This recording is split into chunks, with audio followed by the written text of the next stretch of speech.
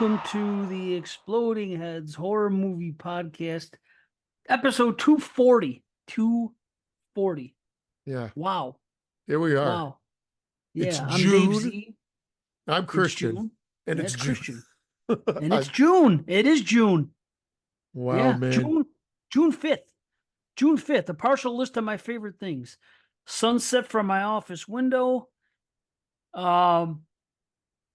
Mozart's piano concertos, collecting my $200 for passing go, Stramsburg's Women, all of them, Roots, the book, not that television horse shit, Women on Beaches. Anyway, What is that a from? tribute. That is a Yeah. tribute to the late, great Dabney Coleman. Oh, from Neighbors, right? Dabney Coleman was in Neighbors, Modern Problems with Chevy Chase. I haven't seen that. I've seen it 100 times, and every June 5th for 30 plus years, I call my father or my father calls me, and we do that. We've talked about it on the show, but I thought it was from Neighbors for some reason. Yeah. Because most things are Neighbors. You're right about that. But R.I.P. Dabney Coleman. It's like, yeah. Wow. Sad but true. Yep. What a life he had. Lots of stuff. Yeah, I can't believe that you're such a fan of his, and yet you hadn't really seen Cloak and Dagger.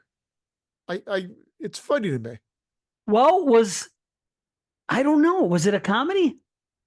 Well, no, it was. That's why it was considered like a thriller, an action thriller, I guess. Like for that's kids. why that's what I'm saying. I just thought I was always into his comedy. It was kind of like when someone else was a regular. He's funny in it. I'm sure he is. I hear you. It's like I never saw Continental Divide either with Belushi, but I saw all the other Belushi movies. I just couldn't. Like Dabney Coleman was great in 9 to 5. Fucking yeah. Modern Problems. Those are probably my favorite two roles right there. Modern Problems. You never saw fucking Modern Problems? Oh, you must. Wow. There are a few blind spots. Like well, it's not popular. I was on the hook to win $70 million, and you said name me a Dabney Coleman Chevy Chase movie, I would have never come up with that. It's just I don't know about it. It's weird how there's these little sort of like we call blind spots movies that you're aware of, maybe that you haven't watched yet. You're like, right. Oh yeah. This is like literally, I am totally not aware of this film. And every now and then there's a couple of movies I'll go, I don't remember this film. And I'm like, yeah. And then, obviously it was made and there's a fan base and whatever. I'm like, why am I only learning about this now?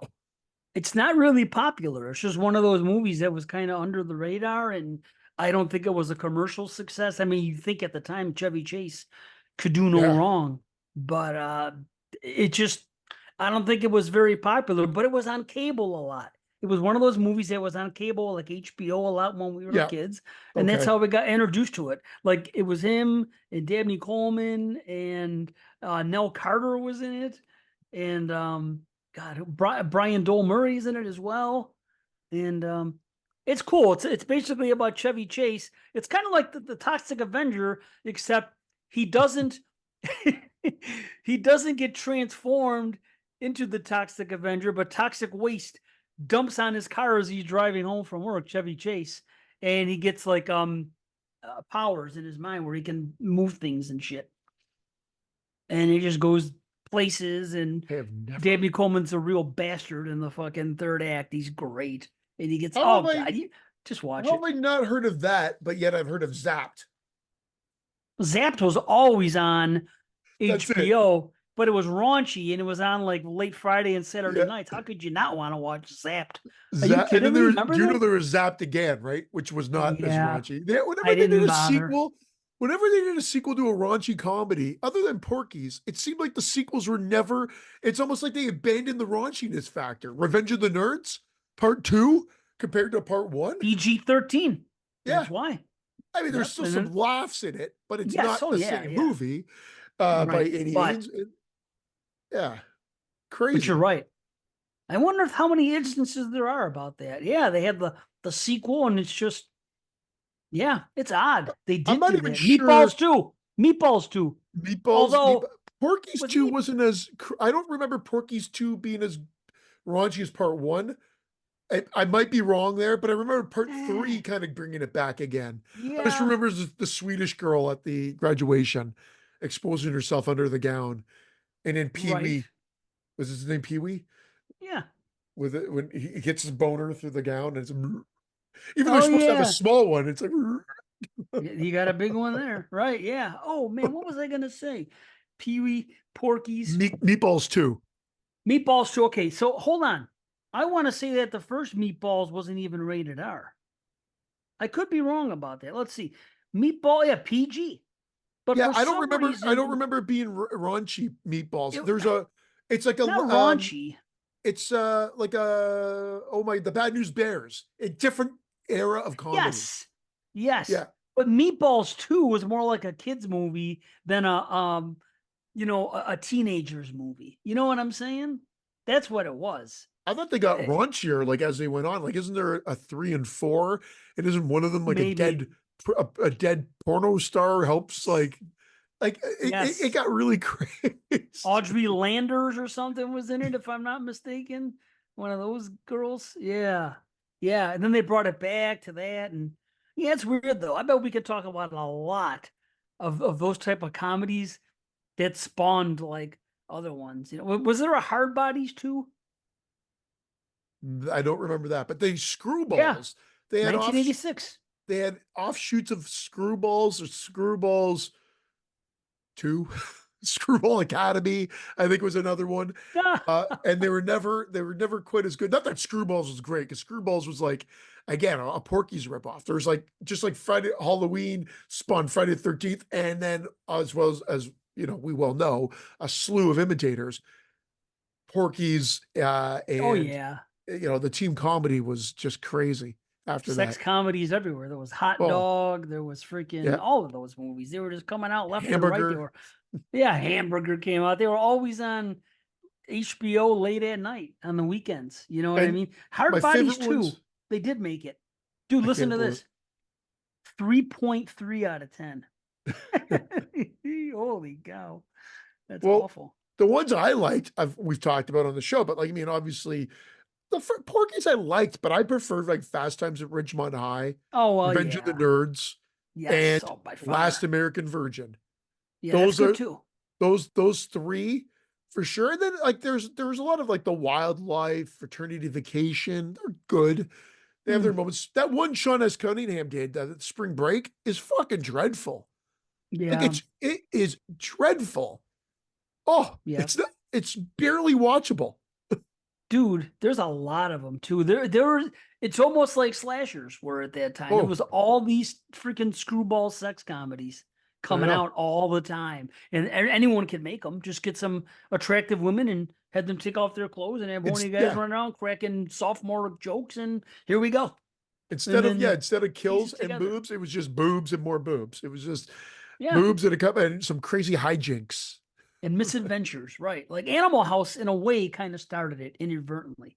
Yeah, Like there I wasn't a think sex comedy per se, yeah, but it was kind of mixed in. There was some sex stuff, and you know, and there's more. I mean, we could talk about this topic all day, but we won't. And we have so much to talk about. So many. This is probably going to be a shorter episode because life is crazy right now. We're lucky we got together here at all. yeah. But so many movies to talk about between slashers and 2024.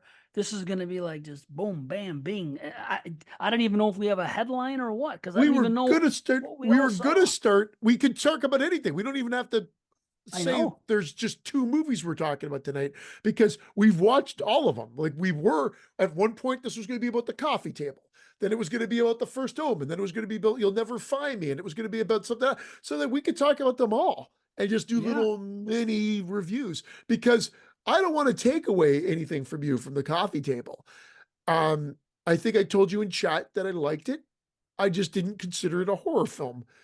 And some people might be like, how the hell can you not consider it a horror film? But I think there's a very horrific event that happens, and this sense of dread or sense of just like antsiness that permeates throughout.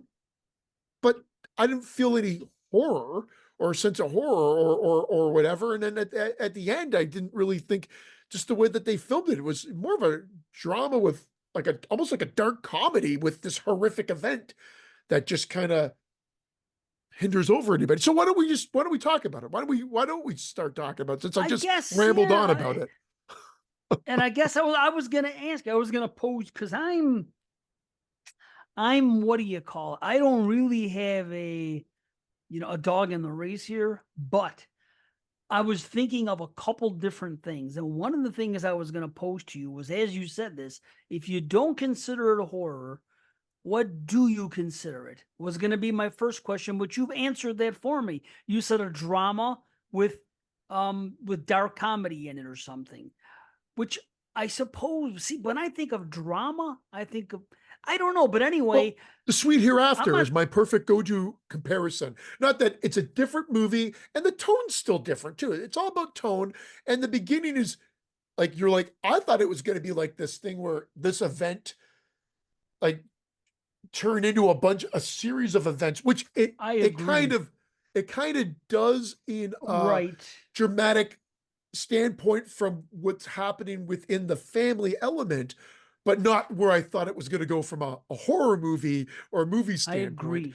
And I was comparing it like The Sweet Hereafter, which is much more like, I don't want to say serious film. This is not that this is not a serious film, but Adam McGuigan's The Sweet Hereafter. It doesn't showcase or um like I guess focus upon this bus accident, but it's about a town dealing with the aftermath of a school bus accident where all these kids were killed and how they've have to the grievingness and everybody's how they deal with it. Um, great movie. It's definitely a dramatic piece, but based with a horrific event. Now, that's the only thing. The Catalyst is a horrific event. This is definitely, as in the coffee table, is definitely presented more horror-esque because there's blood and based on the fact that it's dealing with a baby and based on what happens. But I mean, it's also done subtly, not like what you would expect when people throw in Human Centipede or the Serbian film when they talk about this about the disturbing level. This is much more That's the anchored. word. People are saying this is more disturbing than those movies to them. So automatically, when people start talking about how disturbing a movie is to them, it kind of just worms its way into the genre. I mean, it was advertised in a manner of speaking as a horror movie. Only horror fans are talking about it. And again, Yeah, I don't have a dog in the race, so I'm just gonna come at you with different ways. I thought, like you were saying, something else was gonna happen. I thought our lead, yeah, because of what happened, was then going to start on a rampage by the end of the movie. yeah, And that's where I was almost waiting for it to happen. Now, I was listening to the other day, I was listening to the horror cast, and Mark Nato was talking about Beetlejuice because the sequel's coming out. yeah. And because he likes to talk about What's these are the releases. Oh, what's the sequel stop. called? I Sorry. really don't like that name. I I'm really do sorry, not. dude. No, it's okay. But it just irks me that name. Come on. I But know. anyway, I'm he's such a talking jerk. about it coming out. No, I don't blame you. I'd say the same thing if you didn't like the name. So he was talking about how it's coming out as well. He goes, I don't know if I really consider it a horror, Beetlejuice, and he was but then he said, he goes, if the movie, and this got me thinking, and he said, if the movie's intent is to is the movie's intent to scare or frighten you? If it's not, then it's not horror. And I thought about that for a minute. And I thought about all these other movies where people say this is real life horror and they wedge it in. And then I started thinking about how many horror movies do I like that I consider horror movies that I don't think the intent is to scare or frighten you. Like Midsommar. Is that really scary or frightening? It's definitely a horror movie. I mean, what else Yeah, is it? yeah, exactly. Yeah, you're right. That's a So I'm great in the middle, example. you know? Yeah. I'm in the Isn't it? middle on this classification stuff. And again, I don't, and like you said, it's not about, I don't care if someone considers a horror power to them. And it Oh, wasn't trying to be a word. dick. I wasn't No, trying to be a no. dick. I just was saying, like, I said, I think my exact text was to you was The movie's good. I liked it, I don't but I don't consider consider it horror. horror. And that's Uh, fair. and I've and that done was that it. with movies. Yeah, and you know what? But you know what? I watched that Godzilla versus Kong, and it's a monster movie, but it's far from a horror film. But it's a monster film because it's the Titans. You know what I mean? In the sense of like the the originals. Well, are they Uh, scary? Okay, I'll go back to Mark Nato's maybe question. if you're a kid. Are Kong and Godzilla, are they out? You know what I'm saying? When they're out doing their thing, is it scary? If you were a human being and you saw Kong and Godzilla doing their thing, would that frighten you? I would have to say it would, no? Yeah. Even though I Oh, don't consider them absolutely. horror movies. See, Yeah. sometimes they are intent to scare and frighten, but I don't consider it horror. And then sometimes they do. You know, then it's like the other side, like a movie at the coffee table, which I'm kind of on the fence with. I could understand either way, but it's kind of like, see, you said drama. I was trying to, I don't know if I consider that a drama. When I think of drama, I can't explain it. It is Well, dramatic. Dramatic things happen. It's such a weird movie to classify. It really is. well, But I what loved I'll it give so it credit much. for That's the is that problem. it gives it keeps you tense because of the situation, the weight of the situation, and Yeah. the actions. It keeps you on edge. It's horror for So him. from that standpoint, I don't disagree, but I wasn't horrified about it at all. Um, and then at the end with the revelation, I don't know. I thought if it was presented maybe a little bit differently, it was almost like it's funny though, even on IMDb, that the classification again, depending on how much weight you put on this, is comedy, drama, horror. I just noticed it bringing it up right Which now I because don't I even thought, see comedy. I see a little humor that's thrown in there to kind of break up the tension, but I don't. You know me, and I don't consider it. I just don't. I don't consider that comedy. I yeah, consider that a little quirky character stuff to break up the darkness of everything, which you kind of need in sometimes movies like this. But here's the thing: you have a gut punch in the beginning, and you have a yeah, gut punch at the end, and that's what people are going by and saying, well, that's why it's horror to them. And I don't know yeah, what it is to me, but in a way, I want to know. I want to figure out what I truly think because of how high I rate it. Because it would end up on the end of your list. So I'm like, well, if I'm not going to call it a horror movie, I could still say I loved it and I did. And I don't regret my time with it. Of course not. But it's like, can I wedge this in as horror? It seems like well, more people are that aren't. yeah, yeah. And again, I don't have a problem with that. That's to each their own. Right. I mean, I Sure. I tried to figure out there. It's definitely even the way it's presented would lean towards horrific based on the gut punch element at the beginning there, and even at the end with the dog factor and whatever. But some of that seemed like it was thrown in almost comedically. Like I couldn't help but laugh with the dog stuff rather than be horrified by it Wow. because they set it up Really? so well. I felt like it was so, I felt for like, him the what I whole mean? It time. felt like he didn't want to clean up because what was under the couch because it would have been too much for him. Of So I kind of course. get that. But the dog coming in almost seemed forced at that point because they just, unless I missed, was there an introduction to the dog before? Or was it like Uh, he was told, oh, he'll pick things up? Like it seemed like he came in, they said the thing, and of course, well, he's going to go for the head. So then like this is not going to turn out well, but it was never going to turn out well. We knew there was not going to be a happy ending to this because of what happened. Um, what and right. now I know I love the way that they filmed it, and I love the aftermath. I'm assuming he was walking around trying to calm him down. He wasn't doing anything maliciously, or he wasn't Right. angry or whatever. Do you think he just tripped, the baby fell and ding, done and shattered? Because like we all see it just come down the hallway. I mean, I read like as I was reading up about this because you told me about this, by the way. I know I asked you a question, I Right. didn't even give you a chance to answer. I apologize, Oh, but I don't even remember.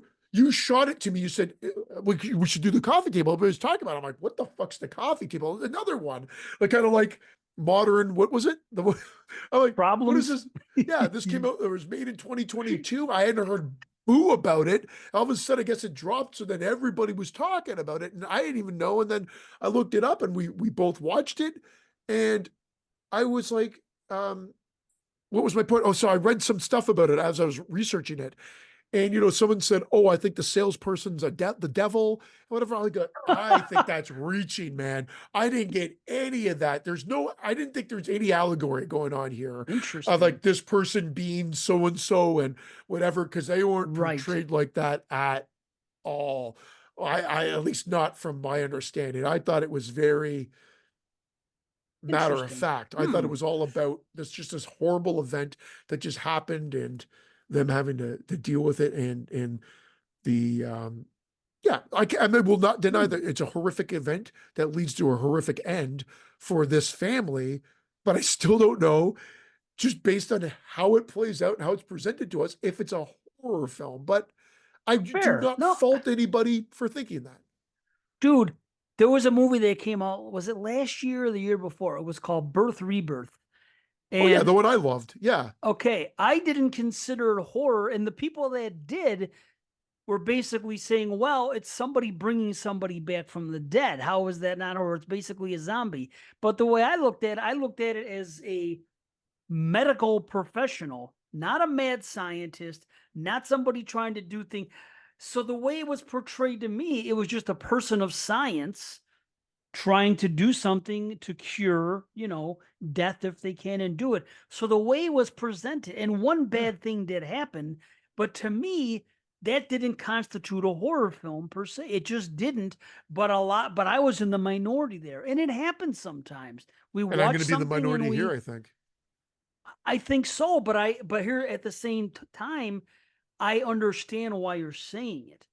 Like And people say, usually if, "Holy crap, this movie stuck with me, stuck with me." Okay, good. I mean, I've had a people lot of non-horror movies stick with me that have true, affected me. right? We watched that one. Remember that one with But dude it's a that played gut punch. Hannibal? The guy that played Hannibal. And it was recommended to us. It was one of his Danish films, and it was like he was being accused of child molestation, and then or whatever, and then the family was trying to hunt and kill him or whatever it may be. But it was it's just a disturbing film. And then there's that Butterfly Kisses movie and whatever. Like there are movies that stick with you that just like Right. whatever, but I don't necessarily consider them horror. Um, I wish I could Butterfly remember the name of kisses, that no? one. Are you Um, thinking about wait, we did it on the show. I can't remember. Which Hannibal, the guy that played Hannibal, his name in the show, Mads. Oh, Mads Uh, Mikkelsen? Yeah. yeah. And we did this. I'm gonna look this up. Mads Mikkelsen, and it was You're The not thinking of Hunt. that movie. The Hunt. Oh, The Hunt. Mike Hunt. I forgot he was in that. Yeah, that was more Drama. But an we were action kind of. And we yeah, were I didn't think yeah. it was horror myself. You're right, but horror people were talking about it and it was kind of like marketed that way. And this happens sometimes. Like who's watching The Coffee Table? Horror fans. It's just one of these movies that slips in, like Green Room. It slips in. And that's who's Yep. watching the movie. Like most people aren't. But then again, most average Joes are only watching what Netflix tells them to watch and what plays at the theater. So if an independent movie comes out that like we're on top of, they're just not. It's just not on their radar.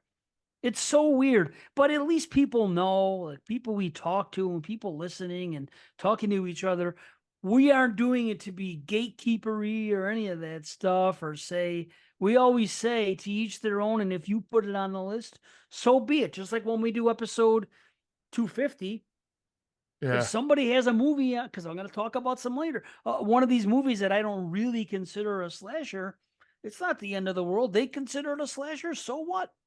You Oh know my what I God. mean? I'll We're get not to mad that about it. too. Butterfly Kisses was not the one I was talking about. That I is know, a because that's a horror. horror movie. That's a Right. horror movie. I'm That's trying to not the one I figure was out. talking about. I'm trying to Right. think of the one where Dear Zachary, Letters Home. That like that's a Oh, gut punch movie. that was a freaking documentary, and it Yeah. was amazing. Yeah. Yeah. Yeah. But there We was another watched one. that one, and we watched the one with Bjork. that was directed by Yes, what's his name, by Von Trier. Von Trier. Yeah, Dancer in the Dark, yeah. not horror. Excellent movie though. But that's Von Trier for me. I mean, shit, I don't think he's ever missed. But and there was another one. We watched Dear Zachary. We watched that one, and there was a third one, I believe, on that show we did. They were Yeah. all gut punches type things.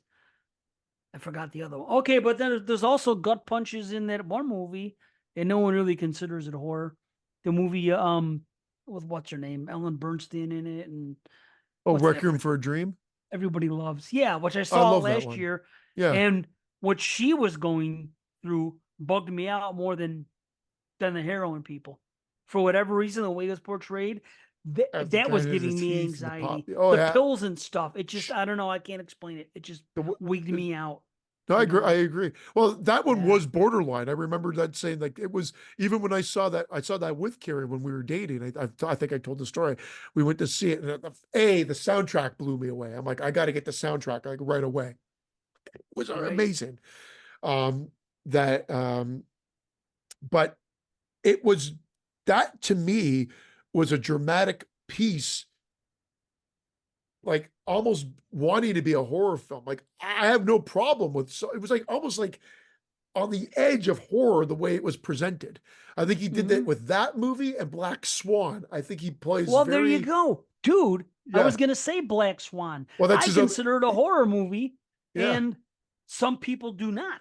And it is what it is. But yeah, it Well, is he that just, interesting director too. Yeah, he's great. But I mean, yeah. I yeah, mean, the only one that I'm a little bit off on his is Mother. I know that. Me Um, too. but again, I'm with you. I do like how he's played around with that kind of dancing around, like blurring the lines.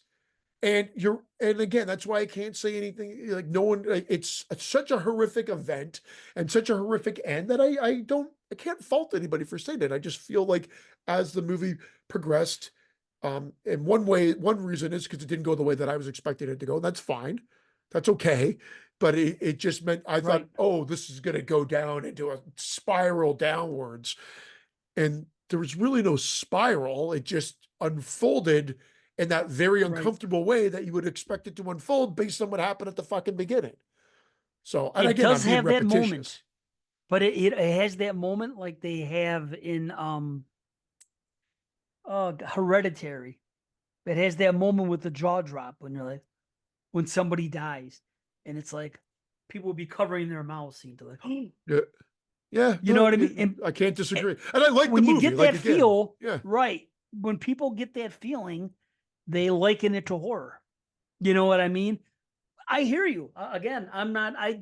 Like I said, I've been going through this, and I was listening to what Mark Nato said, and I was thinking about how I felt about it and what these people are saying, and at the end of the day, it's not that important. But it just makes me think. I can't help but think about these things. So I do, not because I have something to prove, but it's like you say, you didn't want to necessarily do it on this show because I don't. You don't consider it a horror, and you're trying to do right by the podcast. Say, hey, I want to talk well, about horror movies as reviews. So I respect that. I also don't want to be like I don't want to like be a dick about it either. Like I said, I have no problem. I But you're like the not movie. It was like right. it was a 7.5 for me. I mean, I really I enjoyed the film. Um, but yes, I don't it won't show up on my list. I really maybe I'll have to give it another watch, but like Yeah. yeah, it stuck with me. Yeah, I was like, oh, that's horrific. But then at the end, I was kind of left like wanting more or I would something. love. I would see. I hear what you're saying. I do hear what you're saying. When I got to the end, because of the way it ended, I was like, bravo on top of it. Excuse me, but I was along for the ride, and I, I don't know if I don't think I could get the same feel watching it a second time. It's one of those movies. So I think if you went back and watched it, but here's the thing, I wish I knew. I would love to find out if there was a supernatural element here, and there's someone who might just be grasping at straws and saying they about this Yeah. guy could be the devil. But I for that reason I could watch it back and see if there's something about it, and there's something to it. Because here's the weird thing: I loved the title. This is where you and I differ. You heard that title, you were turned off by it. I was I pulled a turned on Dave by it. Z. I'm like, what the fuck Yeah. is this? I See, don't but know. to me, that's a A cool fucking title coffee because table. yeah, but you know something's gonna be cool about it. It's not just gonna be about it. I mean, yeah, it's just when I see a title, I'd rather see a movie called The Coffee Table than freaking Zombie Diaries from Africa or something. I don't know. The Coffee Table to me, there's something. What's the word I'm looking for? Alluring about it. Like there's the unknown. I'm like, it almost reminds me of a title for a Twilight Zone. You know, and if they are Yeah. putting this guy as the devil in I can there, see that. now it is like a Twilight Well, Zone. yeah, I mean, that was one person's take. I don't even I'd know who love to this person know. is. The guy could be a fucking Yeah, idiot. I sure mean, he I don't could. know who he Right, is. I just right, remember I didn't get any of that. In fact, my one quibble is that scene goes on too long. Granted, I get it. It was a setup, and that's where some of this comedic element comes into play about him lusting over this table for some reason. Like, he loves it. His wife hates it. The other guy hates it. right, He feels like he needs to right. have it, bring it home. But it goes on for, it's like fucking 5, 10 minutes of the movie. I felt like the softball scene in Sleepaway Camp, Alex. So I know Wow. Alex gets really uptight when Alex Edwards gets uptight when anybody makes it sound like that softball scene in Sleepaway Camp isn't that long. Uh, Right. so I'd like to just, anyway, Eat but shit and it feels live. like they're You trying know? to do it. I love the fact at the end of that, he goes, the guy, the dad asks the sales guy, do you like the Yes. table? And he goes, no. Yeah, right. Yeah. That was That part good. was great. That Yeah. part was great. And then them And the setting it stuff up. with the little girl, that was pretty effed up. See, that's what I felt for. I'm like, man, this girl. And then I kept worrying about that. Is she going to come and say this stuff? And then what's going to happen? Like, because I thought she was going to show the letters or the thing. And I was like, oh my God. On top of everything Uh, happening with this one, is this. See, that's what it was for me, the suspense of it. I was waiting for her to come and reveal something that isn't true. But as soon as that's cast on you, you're shitting your pants no matter what. So I yeah. thought this girl with the crush is gonna come and do her thing, and then he was gonna end up having to kill her to shut her up or something. So I guess the anticipation of more stuff to come is kind of what kept me going in the movie. And I tend not to feel that usually unless I'm watching horror or a thriller. You know what I mean? I'm thinking about that feel I was getting, that nervousness for the character. You know where But you wouldn't have felt that feeling? hmm, In A Violent Nature. oh, let's do it, man. Let's Well, do it. wait, are you done talking about the coffee table? Oh, I don't want to. what are we gonna say? I'll tell you this. I'm just gonna leave it be now. I loved it. It's a full head explosion for me, and it may or may not show up on my list because I don't know what I'm gonna classify it as. Okay, But I then it was a half really head for me. Half head for me, okay. but like I said, I It's my I kind of flick, I man. would never be upset. I'll make fun of everybody that puts on their list at the end of the year, but that's just because I'm a jerk. Okay, but you know how it is. And Indeed. it's okay. I'm definitely in the minority because people would be like exactly like you. How else can you classify it? But I don't know. I just didn't like. No question. No question is horrific. It's everything. As soon as that opening happened, I'm like, this is a Dave Z movie. I said it to Oh, myself. I'm like, nice. what the fuck has become of me? That I actually, Awesome. I'm not saying I said that out loud to anybody, but I Right, definitely but in my head, I'm like, Dave's gonna love this movie. nice. There you go. And then you saw the end and you were assured it probably. Oh yeah, yeah. See? I mean, it So really that couldn't end when you really think about it. Couldn't really end any differently. So that was I that, feel it. I know. It's heavy. It's heavy shit. Now in a violent nature, everybody yeah. is either shitting on it or blowing it. I haven't seen a movie that's been this divisive to this extreme in a very long time. Nobody's just Well, saying, it was okay that I I've I heard. just I just You brought this up with Jason. Okay, so we both love slashers. My thing with you is like I can't believe you're not excited to see just from a slasher standpoint. I didn't like Uh, that cover. So Jay you're gave me the cover crazy. test. Yeah, Well, what do you mean? Here's the thing. Well, you're not crazy. Jay of the Dead give me the cover test live on the show. I said, let's do a segment. So last Sunday we recorded it, and that was the first one he gave up, and it was he put up there, and it was that one that you always see. It's just plain white, and the way it looked with the chain, the way the guy looked with the mask on it, it looked really budget to me. Like kind of, I didn't say it was going to be a piece of shit, but I said, judging by the cover, it's almost like a wait and see. But I said, but I'm probably thinking it's not going to be good. I did. There was like 3 other covers that I thought were worse. So, but I'm just going by the cover. I was like, yeah, it's going to be bad. So, and here I am, jerk that I am, hoping to keep. I'm not being set up to fail the first time I do this segment on his show, and I'm like, Well, so I now want I want I it to don't be know bad. what your reaction will be. I really don't know. I think you lean more towards me, but I don't know because of everybody's reaction to this movie. To me, it's a mild rumble. And I'll give you my experience. I went in by myself because A, I knew Carrie wouldn't want to go see it. I wanted to go see it in a matinee to make sure I could go see it and not be distracted. There's only 2 other soul guys in the theater. There's just the 3 of us in the theater. I got like my daughters at school that would have come to see it with me, and my one good friend that really likes Wild. I've got a handful of them, but I didn't want them. I didn't want any of their judgment if this didn't go their way. I didn't want to feel it. I just wanted I my get own that. interpretation of it. Yeah, man. So I got that, and I was annoyed with myself in a sense. So I knew what to expect. I knew it was the point of view of the killer.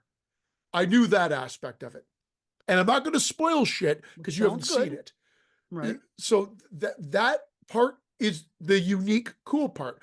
But there are people. I just read a review this morning, in fact, and I brought this up when I was doing the live feed with Jason earlier. Uh, Someone wrote a review that said, I don't know what's wrong, kind of like, I don't know what's wrong with horror fans. You say you want something new and original, and then you get something new and original and you hate it, and you say, I just want another new Friday the 13th. I'm sorry, but if you're resting your argument on In a Violent Nature as new and original, go fuck yourself. Because other than other than the gimmick of following the point of view of the killer, it's a slasher movie that is 100% based upon the character of Jason Voorhees in the sense of like his look and whatever. And I like his look. And then I like the mask that he got. They got the look and the mask right, but it's based upon the hulking beast of Jason Voorhees. So you can't be using that argument of original when the only piece of original there was the point of view. And if that could be enough for everybody, and I might be the asshole for saying, well, what do you mean? But just to change that point of view and then to abandon it at one point, I think fucks that whole theory up, in my opinion.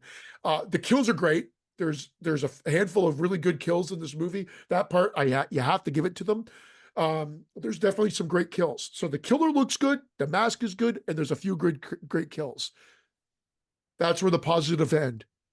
The rest of it is no music, unless it's diegetic within the scene. So if someone's listening to the radio, you hear it. And I thought that took away from it. They were trying to really give it from his point of view. I am upset by it because I know what they're going for, but I didn't like that aspect because I think they still could have delivered the same feeling. It wouldn't have changed anybody's review of the movie or anything if they had like a theme or a music to it. In fact, it would have accentuated it because you're following them around, walking around like an asshole all fucking day. And then my other biggest thing, I don't even care about the walking around part, but if they added music to it, that would have been great. The biggest misfire, Dave, this is how I describe this movie to everybody. This is the only real spoiler I get. It is the movie that we joked about making in our sketch comedy movie about it being B-roll.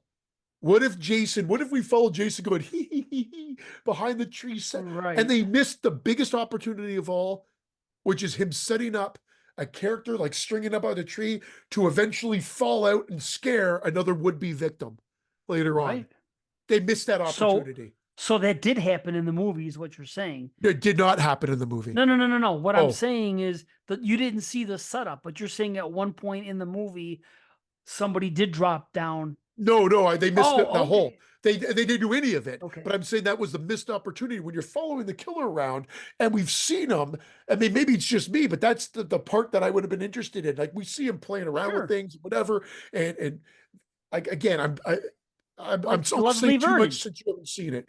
Yeah, and a lot of Leslie people have been Vernon did shit comparing like this that. movie to Leslie Vernon. I'm just saying the last act or the last 10 minutes of the movie, other than being boring, it shifts Hmm. completely. And And I've heard I that almost wanted to leave the theater. because I'm of the like, I've switch. had it. I've had it. Wow. I don't, this is going on way too long and I don't like it. Wow. And the filming was Wow. brutal. It was shaky, like it was like in a car, and you could see every shake. It was like I was in with Annie and Enos in that truck again in Friday the 13th, but that was made fucking 44 years ago. So I don't know, man. Maybe we'll play better on the small screen where maybe it was meant to be, but they saw this opportunity and they put in the theater. And like I mentioned last show, and like I'll keep mentioning, it's been a Hmm. record year for horror in the theater. And I'm a slasher fan through and through, but a six is as high as I can go. Wow. It's a mild rumble, and that's for the look of the killer Well, and the kills.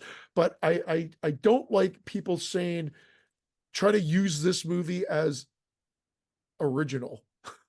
Like, come on, guys. It's a fucking slasher. It's just an original take from the point of view standpoint that gets old real fucking fast. And well, that's there my you have take. it. That's my two That, cents. and there's probably a lot of walking around with nothing happening, right? There's a lot of walking around with nothing happening. Now, some of it, they get a couple cool shots in there. Hmm. But Like again, stalking stuff, good stalking stuff, or no? I Like, want you to like, experience it for okay. yourself. I don't want to. I've already anchored you. So hopefully your only way could be like Christian's fucking crazy. I love this, and that's what I'm hoping. Maybe I've done for you. When you've set someone like some people have done that to me. Brandon did it for Baghead. Brandon said, "Oh, avoid Baghead in that chat. It's a piece of Did crap." you watch Baghead? I watched Baghead and I liked it. We could talk about it. I Yeah, watched it too. Wow. and I So actually liked it.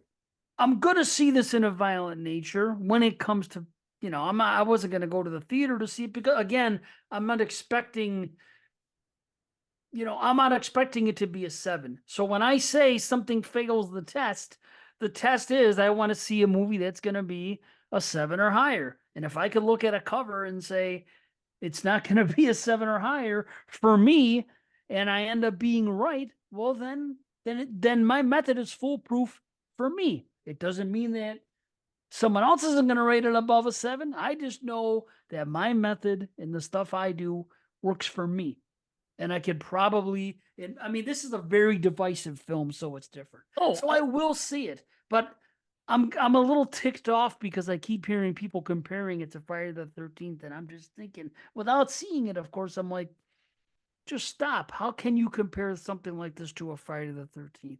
I just, well, anyway, I just can't. again, it's just the way that they portray the killer, his look. Right. You get a Well, good we've look at seen hm this and before. whatever. So I mean, yeah, this is a really close We saw it in the representation. final I girls mean, too. this looks like fucking Jason, in my Yeah. opinion. Yeah, I mean, and that's Okay. all that's all fine and dandy. I dig I it. just Yeah. I kind of wish, and I think it would just added with the from taken away from the monotony from it. And if that was his point, I don't know why he would want that to be it. But following the killer, walking around like those reviews that were online on IMDb that people saw at the festival, nailed it. They nailed it. They said this should have been kind of cool, but it's fucking monotonous after a while. And if they Mm. put music to it, it would have cut down on the monotonous factor. And I still think got the point across. I do not think it takes away anything that the filmmaker was trying to do, and it would have made it more entertaining for the viewer. So if the point was that slasher movies are stupid, then there shouldn't be entertaining, and here's the reason why. Yeah, then you succeeded, but why would you want to do that? And then you make a slasher movie. It's almost like asshole. What are you doing? Yeah, make something different. If you're gonna make a slasher and do that, the reveal should be that the killer isn't some big guy. The reveal should have been that the killer was like, I don't know. some 12-year-old or something. Well, That would yeah, have been cool. there's no reveal. The reveal is But you see the guy though. You see when you see you the see it from kills the being get-go. made. You like, I thought it I was through mean, his POV the whole time. no. It's third person. So it's not Maniac and it's not Hardcore Henry or whatever, where it's like a video game and you're coming through. It's like playing Friday the 13th, the video game, where you're walking behind. If you're playing as Jason Voorhees, the character, you're over his shoulder following him around as he's stalking. In fact, a lot of people have compared it to Friday the 13th, the video game. You can literally watch online Friday the 13th, the video game, and it's more tense because it's got the fucking Friday the 13th music in it. Right, right. Okay, now I understand. So there's the camera just following him around. Yeah, It's it's not not a from the smack my point. bitch up video reveal. Remember that Everybody video, says, Prodigy? Yeah. yeah, sure. And then I it forgot the pans in the video. mirror, and then you see that it was a girl all the time and whatever. And it was just Oh, was a kind yeah, of there a was the cool reveal. party. Yeah, the Yeah. rave and all that shit. That's After now the I whole thing remember. played out. Okay. Wait a No, it's not the minute. beginning of Halloween. It's not any of that. It is literally, So it's it's not the POV. no, when they say point of Literally. view, they're not saying point of view shot. They're saying taken from the point of view of the killer in the sense of like we're following the killer around. That's it. We're following him around. Okay. Third Here person I style. am thinking it's from because this is what I said. There should be a whole movie just of that. I said it for years. That would be cool. Just through the killer's eyes, that's all you see. I mean, I know they Yeah, did it you in wanted to make Maniac. that movie. We were talking about it, I I think, too. did. Yeah. Yeah. So here I am thinking that this is that movie, and everybody talks about it because I Googled it when you were speaking because I recall another slasher that came out within the last 5, 6 years, and it was through the POV of the killer. And I was trying to figure out, and I was going to say, well, this isn't original at all. And I thought Well, that was that, Maniac remake, no? well, that happened too, right? But I But thought, oh, you're saying but something else. Okay. yeah, another one that was just like a regular slasher, like somebody out in the woods terrorizing a house, like a terrorizing, more of a traditional slasher, like a hack and slash, not so much like a character piece like a Maniac. You know what I mean? Like a traditional slasher, right? So, and I thought that movie was, it's called He's Out There, but I looked it up and I was wrong. So then I Googled it and I was trying to see POV horror slasher. And what comes up? The only thing that keeps coming up is this movie. It's freaking In a Violent Nature. So I'm like, but now, okay, the big picture. The movie In a Violent Nature reinvents the slasher genre by telling the entire story from the killer's perspective. Yeah. Elijah Wood's portrayal of the killer in the 2012 Maniac forced viewers to experience the horror through his eyes. And that's all it said. I think that there's more, but I mean, you know, um, why did I No, think there was a another one? Maniac remake did it amazingly, even though there are naysayers to that movie too. Um, and this movie doesn't. I don't know Poughkeepsie how tapes else. kind of did it. Poughkeepsie tapes did Yeah. it when with the kills and when he was picking them up, and not the whole movie though, so it doesn't count. So I hear you. Why did I think another was another slasher? I think there was supposed to be, but I looked it up and it's not He's Out There. But I thought there was another movie and that was the whole gimmick. And I remember watching it and then it wasn't great. But so when people say from the point of view of the killer, it's really not. It's There not were the three point or of view. four really good kills here, but again, what I takes heard away one was from it is just, great. yeah, it's great, but I will tell you, I know exactly which one it is because this is the one everybody's calling the Is it Terrifier shitty one. looking gore or does it look No, good? no, it's good looking gore. Good looking Okay. gore. It's the anticipation, the lead up to the actual moment of kill. I was like, that was timed wrong. They should have edited or done something because it was off. But the Hmm. kill itself was I mean, it elicited a laugh from me in a good way. Like, oh God, like I mean Right. that was good. I mean, I don't necessarily like. I know Jason Smith called it like Terrifier 3 is going to have to try to outdo this one. This is the kill of the year. I mean, as of right now, it's got the kills of the year, no question. There's another one that was more. I thought was actually more appealing to me because it was all done in one shot. You know what I mean? Like where they changed the perspective a little bit, but it's still from the when we say point of view of the killer, I'm talking about the camera's following him from behind, Got it. or falling up from above or whatever. Like it's like that.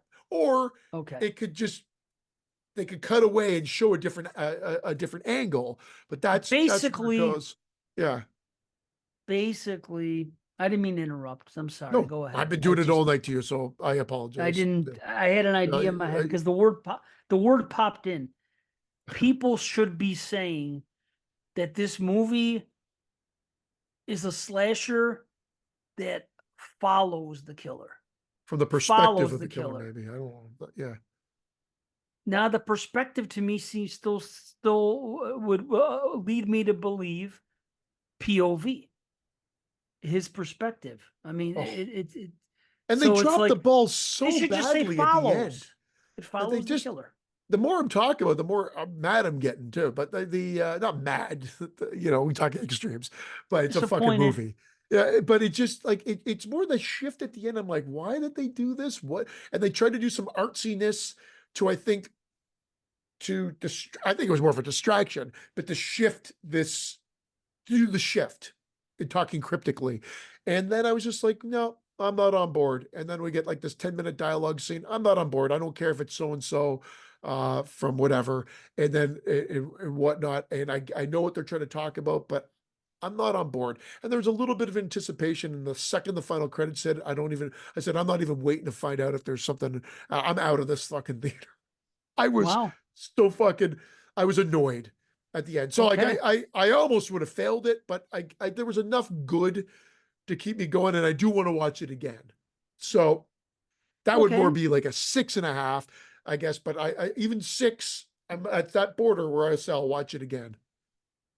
Well, I'm gonna watch it, and I'm not gonna hate watch it. I'm gonna watch it and say, hopefully, I have a good experience with it, Yeah, because I won't I do sure that. hope you do too. I hope I do. But But let's I move have a on. feeling. I felt like we I talked have about a this too long. feeling. I I apologize. hear you. I hear you. It's okay. We'll just blast through everything else we got. We got so Well, many. you talk about ones that you've watched, slashers or whatever. What have I talked about last with slashers? I'm trying to think. What do we talk about? I know I talked Disco Path. Yes, you talked about Disco Path. Yeah, I talked about Evil Dead Trap. I Yep. guess last show. Okay. Did I talk about the Dentist 2? The Dentist 2, no, you did not. Okay, I watched the Dentist 2 for the first, and it's so funny. It just happened to come up in my randomizer, and then I watched it in 22 shots of the show. So I got to listen to it right after I watched the movie. So it was cool. Have you ever seen it? Yeah. Sorry, I Okay. muted because my dog was barking his head off. Oh, I okay. have way back when. I liked The Dentist, and I remember The Dentist 2 being really wacky. So I never went back to revisit it. Okay. No, I actually liked it. Oh, I'll have to go back and revisit it. The thing is, at first I was kind of bugged out because, you know, after we saw the way the first one ended, he has this easy breakout, which I'm fine with. We'll see that in slashers. I'm not gonna, and then we get a first kill, which is kind of like it was an accident. It was kind of, I thought, lame at first, but it actually made a difference for the plot. But he comes to a new town and he meets a guy that he was friends with, and he goes by a different name. And I'm like, wait a minute. So you're just Yeah. going to come in and say, as an imposter, and this guy, because you haven't seen him in 10 years, it's going to work that you're just fooling this guy. And as the movie goes on, I come to find out that he had this identity prior. It's almost like a stepfather thing where he has identity to identity. And that's what it goes Stepfather into. 3? Yeah. Right. So it's kind of like that. And it's actually kind of funny because at one time the dentist meets the ice cream man, because the guy that played the ice cream man, what's his name? Clint Clint Howard? Howard. Yeah, is in the dentist Yeah. chair. And I remember that. I remember him being in yeah, it. Yeah. it's so funny. And there's some good ear trauma. And every time ear trauma gets me, we're putting something in the ear, you know. Um, there's a detective thing going on. And then I actually kind of feel sorry for him this time around because he's trying to do stuff and you see what he's going through mentally and everything with the females and how he's been let down with his first wife. Then he meets this other girl who he's got good taste in women, another pretty blonde girl that looks kind of like his wife. And it's just there's this one scene which makes you laugh because he goes crazy because of there's out of date magazines in his office, right? And I got to tell you, I used to hate going to doctor's office and dentist office, and they have out of date magazines from years before. Why would you have them in an office? It makes no sense to me. Why would toss them anyway? So I was like, I can, you know. So then we finally get to some tooth trauma. We get a hammer kill. Now there are bits of humor, but it's not overdone, and most of it happens in the third act. But it's not like goofy. You know, I liked the first one, and what I preferred about this is the setting. The first one was Los Angeles and the city. You know, this was like in a secluded small town where everybody knows each other. And I'm just a sucker for that type of Yeah. setting where it's Small just, town horror. Yeah, yeah, yeah. I yeah, agree. I agree. I like that. So I actually prefer the setting in this one, but there's just not enough kills. There's not enough kills, and they weren't on the level of the first one, but I liked it. I would give it a 7. So it's there, it's hanging around. It's, you know, 7 and above can make my list. So Now there it I is. I can't actually liked it. remember the if it was part one or two, but so Fantasia Festival is typically in Montreal, Canada, but for 1 year it came to Toronto. And I've talked about this on the show before, and I went and we saw a few films, but I went and I saw John Carpenter's Vampires, and I think that's where we also saw Phantasm 4, and I met Don. That's where he Pasquarelli, signed. nice. Yeah, when he signed my Right, right. my laser disc, and I went. We were killing And you time to go sold it. see. I believe it was the dentist. It might have been the dentist too. Again, I can't. The timing I can't remember. It must have been the first dentist, but again, whatever 99, 2000, whatever that time frame was. So then That's the we went second. to the pub across the street. Excuse me, guys. Went to the pub across the street, and it's piss and rain. It's just piss and rain down. And we go up to the window. I'm like, oh, God, we got to get across there. Uh, and he's like, yeah, I turned. He's like, yeah. He goes, what are we waiting for? He goes, well, I turned and it was Brian Yuzna. Really? Yeah. And I'm like, we're waiting to see your movie. That's cool, He man. goes, Wow. you're not going to see my movie. He goes, it got stuck at the border. It's stuck at customs. So then they replayed John Carpenter's What? Vampires again. Yeah. So we were Oh, what supposed a to see his film, and then we ended up watching John Carpenter's Vampires again, which was fine. oh, I liked it at the time, and I don't mind John Carpenter's Vampires. It still has some John Carpenter isms that carry through. that's okay. It's definitely better than Ghosts of Mars and The Ward and whatever. But yeah, it's not definitely one of the ones that I put up on a pedestal or whatnot, or that I need to rewatch religiously. I think I rewatched it a few Right. years ago, and I liked it, but it's Mm-hmm. fine, but it's nothing great. But yeah, just a little story about. I'm assuming the dentist That's too, but I wild. can't I can't It really is, remember now. Yeah, because the first one came out in what, 96? I can't even remember because I so know we did 99 it. would make more sense. 99, did the Yeah. dentist two come out in 99? It came out probably. It was still in the 90s, so yeah. I know that much. Let me just Yeah. bring it up. So, but Dentist the two. Dentist 2, the original Dentist, I think was 96 because I think the first 98. time That makes more sense. okay, So that was it was the there you go. dentist too. Yeah. Okay. So there you go. So So wasn't bad. I liked it. I liked the Dentist too. I have a weird affinity I've noticed for these number twos that a lot of people aren't into as much as I am. And like Henry 2, I like more than everybody else, it seems. And what's the other part too? Trilogy of Terror 2, I think gets slept on. I think that's a pretty good movie. It's weird. I just seem to like some of these part twos.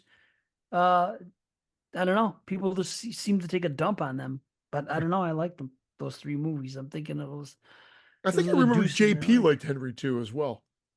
Could be Yeah, maybe wrong. he did. Maybe he did. I feel Yeah. like I remember you guys talking about it. Yeah, we did Um, talk about it for one of the 22 shots year end, one of those shows, one of those retro year ends. So yeah. I'm not going to talk about these ones specifically. I'm just going to talk about my experience with Tubi and going into their slasher column and finding Oh, two that fucked me over in a sense. They're not slasher films, but I'm putting them on my list, damn it, because they're in that damn column and I watched them. And one of them was nice. Shallow Grave 87, and one of them was Hellhole. Now, you didn't watch Hellhole, did you? I don't know. I got to look it up. But I don't know. it's the one, I always remember the cover of it, and I never watched it. Now, I'm not going to lie, Hellhole from 2000, oh, no, 85. It is sleazy and great for that reason. So if you're a fan of like Chained Heat or The Naked Cage or any of those exploitation films, check out Hellhole. You'll feel right at home. It's like a well-made bad movie. Like Oh, it's yeah. and it starts slashery. Like there's a lady cooking in the kitchen. Her daughter comes home, and then you see this figure kind of wearing like black and leather and whatever, and his feet coming in and whatnot. You're like, okay, that's starting like a slasher. Off to a good start, and then that's it. It really is a slasher film from after that. I'm not going to get into the details of it. I just got led astray. And Shallow Grave, not a horrible movie by any means, but not a slasher movie. It was more like a thriller, There you but it's go. under Hellhole. the slasher banner. And I was just going one by one through Tubi. So those were like the next couple that were up the dude. I watched two of them, and both of them I got bamboozled. Damn. No, neither was on my list. So I already researched them. I already knew not Yeah, to as slasher. Oh, if you want to know what, just look at the list I made on I Letterboxd. I Just go know. off of that. Those are all slashers. Or God at least damn you it! won't I watch should have them. known. Yeah. Yeah, they're not on my list. So there was a reason for it. Again, I compile my list by going to different websites and going to different uh lists on Letterboxd, people that made slasher lists, and then I would see the titles and then I would do a little research. I go to IMDb and I go to Letterboxd and I read reviews and see what people were calling them. So that's kind of how I pieced my I did a little research, to try to, although I know there's a few I did miss for sure because you said a couple to me that I went on. And the other day, for some reason, I'm sitting there and I saw a one of the movies I was watching reminded me of See No Evil. And I said, wait a minute, I don't think See No Evil's on my final list. One Sure or enough, I two. forgot to Yeah. put it on. Well, two I don't like, so I know I'm not gonna bother with it, but the first one Well, I do like, and it might even be list worthy. So I gotta watch it again. So I added it. But you know which I one I still have can't to add it, I find think. anywhere?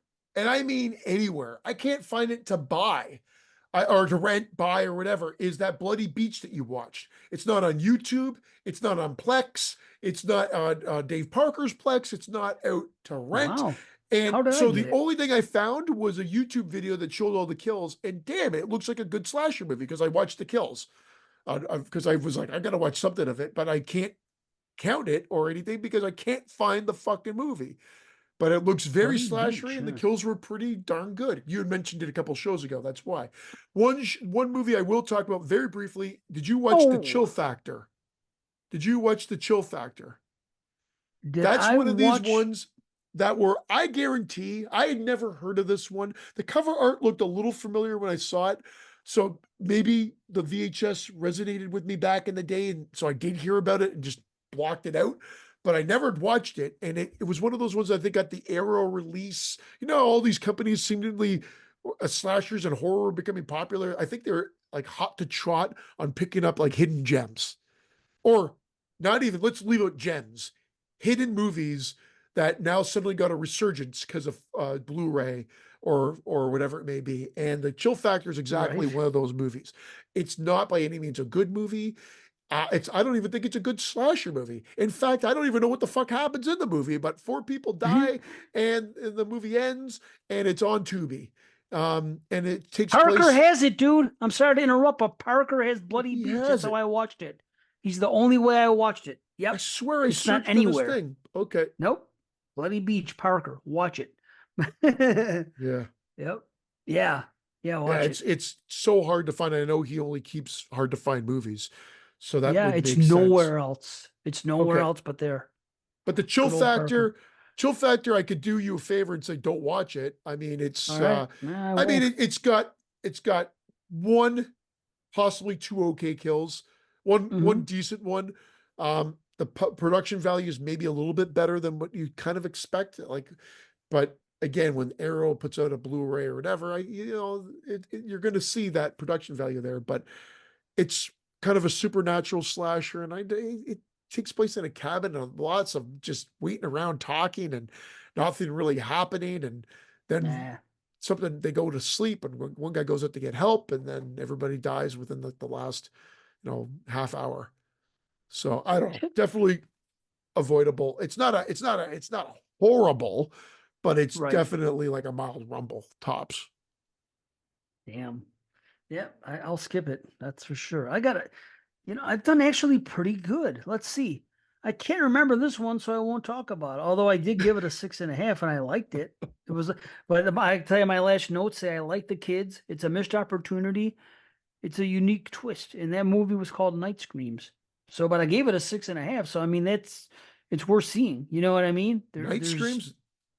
Yep, Night Screams. I think it's from like '87 or something. There's some coming of age stuff in it, and oh yeah, the one guy has the pushy father, and yeah, yeah. The kills are just okay, but there's a few standouts. So anyway, I'd say that this one here, what a nice surprise! This one. Did you ever see The Outing, aka The Lamp? Yes, yes. Again, way Wow, back when.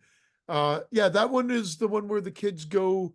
They're not in a mall, are they? Or they're in a museum, or it's what the hell is? I think it is. Is it a? Yeah, it's a museum. Yeah, they end up yeah, going in the basement. The girl's father owns the museum or something, and yeah. it's kind of a supernatural slasher. And there's a cool opening. It's this old witch has this lamp, and these three people break in the place, and this and that, and they take the lamp, and it's if you rub it the right way. Anyway, it ends up at this museum, and the girl is having a bit of a strained relationship with her father, a little bit, and then, long story short, she ends up having a party with her friends then, and then there's a little bit of a possession thing going on with her, and there's some good kills though, man. There's an axe to head. Somebody's cut in half in a pool. Some more good kills.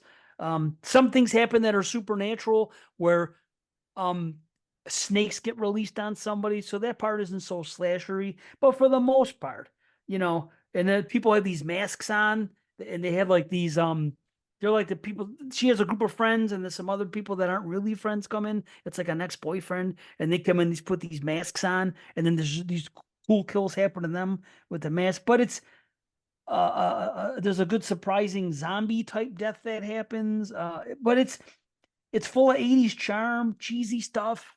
There's a practical gin that comes out, and 80s like shocking effects. When you see electric shocks in the Yeah, yeah, 80s and yeah. I with the love green that lights. stuff. That's Yeah, yeah, me yeah. too. There was a big tease towards the end on what would have been a great surprising kill, but they ended up rectifying it. But at the end of the day, it's a decent body count in kills and a nice surprise. And I enjoyed it. Well, Okay, I'm not going to blow it, but I enjoyed it so much that when Vinegar Syndrome just had their sale recently, the lamp was on there and it was like $15. I said, yeah. And I freaking bought it. It hasn't got here yet, that's but I, that's a I good bought it. price. Yeah, that makes Yeah, sense. dude. Yeah, I got that. I got freaking Fatal Games, slashers that I like for those prices. I'm like, yeah. And so that one gets a 7 as well. So I like it. Okay, hold on. I accidentally okay. So that was the lamp.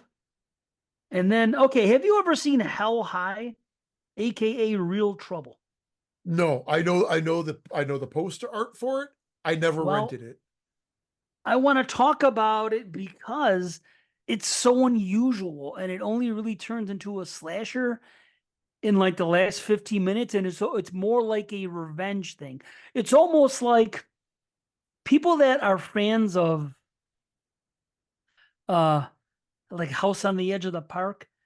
So Yeah, I think with like the story is really good, but it's not a slasher story. But as a movie, it's good.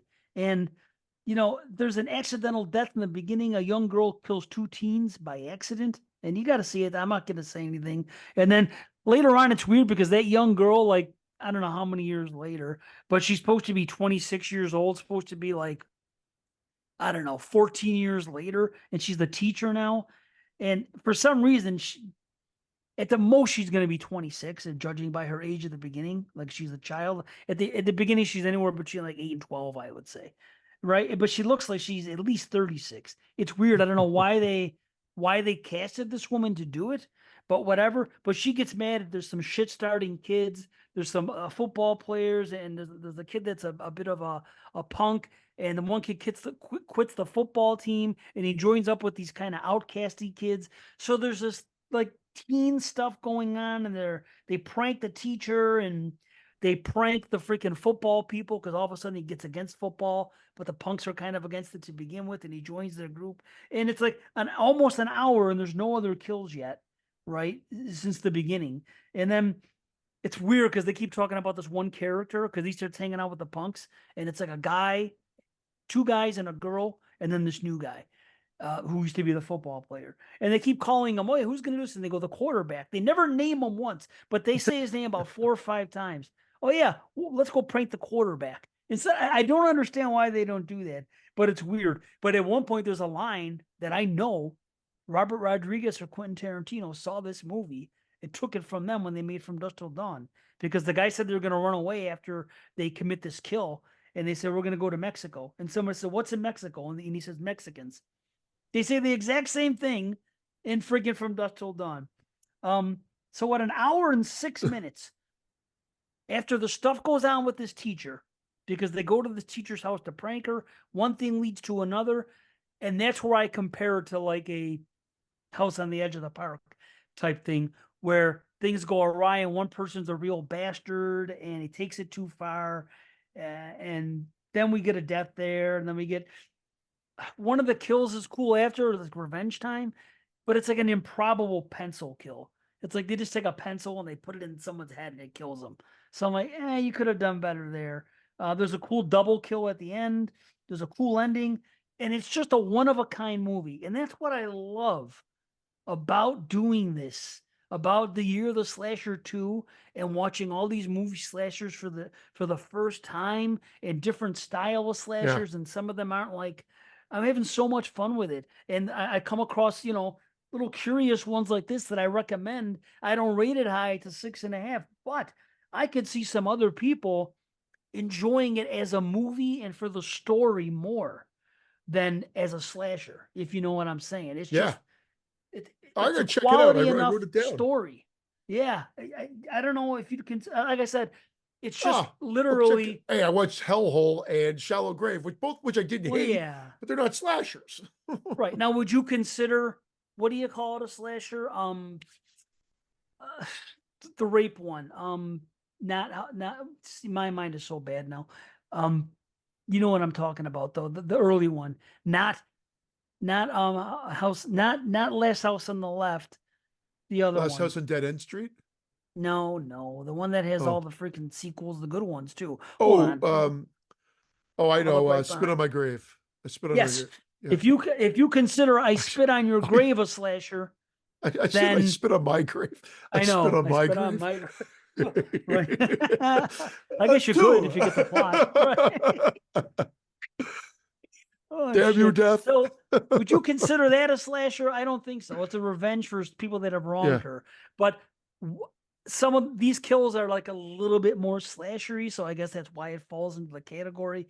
But it's not a traditional slasher. It doesn't feel that way. But like I said, it's one that I want to recommend for slasher fans, and it just, if you haven't seen it, it's not going to make my list, but I just Trivia wanted to. piece.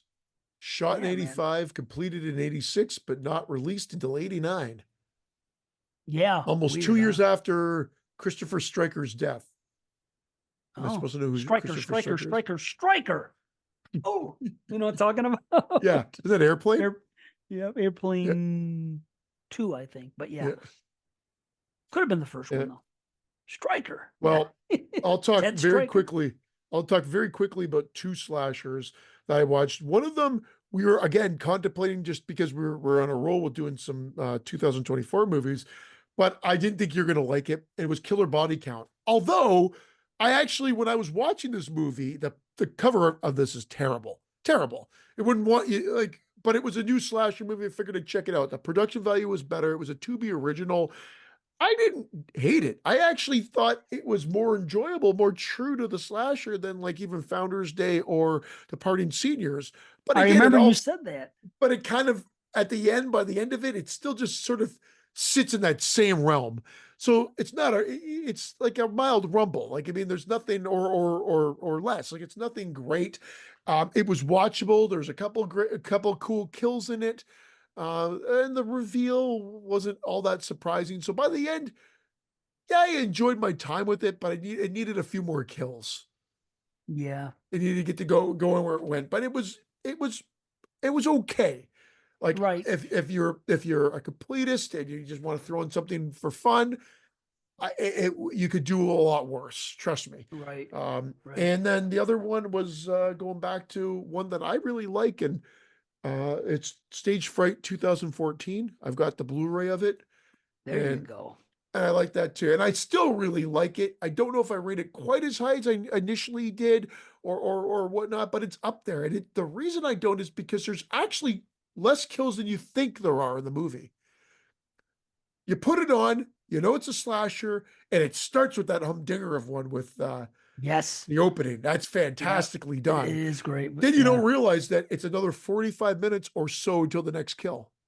Ah, It okay. takes a while to get to that next kill, and then there's only like three kills, but they're all good. I still it's a balancing with that the killer and how he talks in like falsetto and Right, whatnot. right, right. And again, I believe they're trying to do this as an editing technique, but they pan away from people talking into the area where the killer is. So it looks like it's a continuous shot, which couldn't happen based on the fact of who the killer is and was in the scene with them talking. So I'm like, did I see that correctly? But yeah, I think I did. So I'm just not sure if they were trying to Hmm. transition and say this was after and it was a time lapse thing, but it's almost like panning from us talking up to the vent over there and then continuing into the area where the vent is, and that's where the killer is. But it could have happened because the killer was in the room where they were talking. Oh, weird. I So don't I was remember like, well, that. that's a weird, that's not right. So again, I might have to just Huh. go back. But again, I'm bringing it up and it is, I guess, a bit of a hang up, but I'm not losing sleep over it. But it was just something weird that I noticed this time. But I still really dig the carrot kills. I really actually like the songs that they have in it. I think the comedy is great. Yeah. That Yeah. Bukaki versus Kabuki joke is fucking gold. And Right. so yeah, it's definitely worth people's time if you want a nice double bill with Anna and the Apocalypse, or you just want a different type of slasher. Stage Fright 2014 delivers. Nice. Yeah, I'll be getting to it soon. It hasn't landed. I gotta make sure that it's on my see, I have this other list that I have, right? And it's all the ones that I have yet to watch because it Yeah. was too many. So I all the ones I haven't watched, I have another, and I'm thinking about where are these movies? Why aren't they on here? Yeah, like I don't think my cold praise are on this. And how the hell is this happening to me? Let's see here. Yeah, they're not there. See, I got to put the three cold praise on there, and I got to Well, put I already on know I'll only watch Cold Prey 1 and 2 because stage frights there. Okay, I remember 3 was okay, but wasn't on par. right, So I figure that, but 1 and 2 I remember being really high on. right. Oh yeah, I got to put them in cold prey and cold prey too. Okay, the other one was on there. The other one was on there. The And I already stage fright. watched Stage Fright 1987, which is fantastic as well. Not that Nice. they're Yeah, related at all. right. No, but I hear you. Yeah. I feel you. Did you have another one or no? Or was that the I mean, the only other thing I'll say really quickly is I watched Teddy Scare, and it's probably the worst movie of the year, possibly, or it's at least going to fight for that spot. It is. So this not started out as surprised? being one of those Winnie the Pooh cash-in movies, but the makers of I don't even know how this happens. The makers of the Winnie the Pooh ripoff, which is Winnie the Pooh Blood and Honey, were sent to cease and desist, or assumingly it came from that production, Wow. for this movie to stop. I get it. This is like the zero budget movie. This is the one Hmm. where you got a guy, a trailer, and a house, and a forest, and a couple of stuffed animals and something I would have made when I was like 14 years old. And he fucking went out and made a movie about that. It's fucking god awful, Oh, but jeez. has one of my favorite scenes in it that I took a screen video of, and I keep putting it into that chat because the acting in it it's fucking beyond what you'd believe. And I don't even know if there's dialogue in it. It's just like he's making noises while he's talking to his stuffed animals. And it doesn't make a fucking lick of sense. It's about some inheritance money that's held up, and somebody wants it, and he's back and out of jail, and he's going to go on a killing rampage. And I think that's what it's about anyway. And it's fucking Holy cow. terrible, terrible. Wow. Well, I never would have watched it anyway. So, Yeah. you're not saving me. Well, I'll try to fly through what I have here. The Undertaker. Have you ever seen The Undertaker before? No, another one that I know the cover art for. As soon as I bring it up, I'm like, there it is. But I've never watched it. Well, I know I haven't. this is the real Maniac too. Forget about that freaking Mr. Robbie that he was This is trying the to one. do. Yeah, this is the one. Joe Spinell. Yes. Spinell's in. I think it's on Tubi. I'm almost Oh, positive it maybe it is. is. It might be. I can't remember where I watched it, but I know I think I had it added on MB. But either way, because I have everything added on MB because if I want to watch it at 1.25, I like having Is it that option. gory? Well, when I say that, because of it being the Maniac, there is some gore. Yes, it's not on the level of a Savini, of course, but it's not bad. I mean, you get a sliced up girl, you get a burned bubbly face, which actually looks pretty good. There's a nice eye stab. Um, some kills are good. They're good. Some are better than others. So, but it's interesting because he's in a similar type role where he's an undertaker and he has a family member that finds out some of the things that he's up to, and it's weird because he's talking to corpses, Maniac style. That's why I'm saying it's almost like they took this character and he survived Maniac and they put him here. You know what I mean? It's not exactly the same, but I'm saying there's similarities where he's talking to these dead people and stuff. Yeah. And Interesting. only problem is that there's sudden investigation stuff. It's unfortunate. We don't need it, and it takes up too much time with the cops and all that. Like, imagine if Maniac had a cop investigation, and who would want to see that? You don't want to see that in a freaking slasher. Come Like the on. whole end It scene would've- was just like the yeah, movie. that's why. See, that's what I'm saying. That's how you end the movie. We don't question, well, how did the cops find him? Who gives a shit? You know what I mean? Yeah. We're here for the kills and whatever. So it's like I Probably because just he killed a ton of fucking people, and they finally got the blood trail back to him. right. It's Yeah. common sense. They're gonna get caught. So unfortunately, that goes there. There's actually some POV with breathing, like he did with freaking Maniac. Um, it's in New York, but it's a different setting, but it still has that New York look. There's a few small errors with the sound mixing that I didn't like. They joke got John to nothing major, but it happens. Looks like cutscenes back. Yeah, like they added some cutscenes because all of a sudden they're VHS quality, like bad VHS quality. So it looks like it got cut, and then they reinserted it back in.